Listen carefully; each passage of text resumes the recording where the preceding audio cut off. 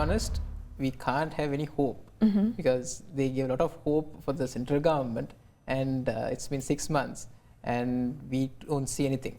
We can't see anything. But their only line of defense is it's just been 6 months. It's very difficult to convert the country, which has been, in their terms, in their own opinion, which has been in the gutter for 70 years. So with that argument, even after 15 years, they might say we were in office only for 15 years, so we need more time. So that's not going to work. But we do congratulate, most sincerely we congratulate Ms. Balthazar. But again, as Professor very correctly analyzed, they didn't get a majority. And we had to understand these are local government elections, not the central government, not the provincial councils. Local government is a very significant body.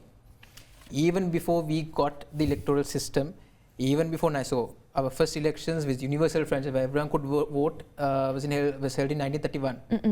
1931, but before that, around 20 years before that, in 1910, we had limited franchise. But local government, especially the Colombo Municipal Council, goes back to 1866. It was only in Colombo though. 1866 under Sir Hercules Robinson.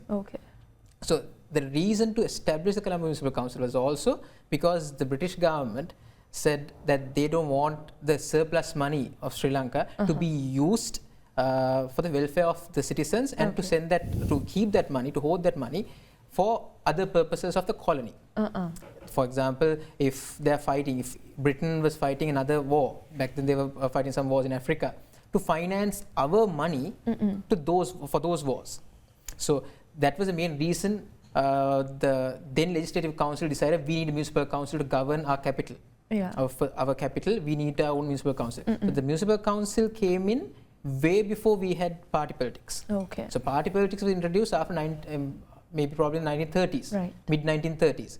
But this is way before that, way before party politics was introduced. And yes, Colombo has been somewhat of a UMP fort.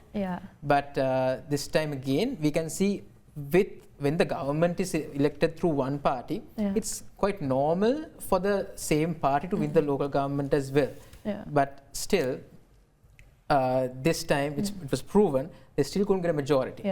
And until this morning, no one knew that she could become the mayor or whether it would be a candidate from SJB supported by UNP.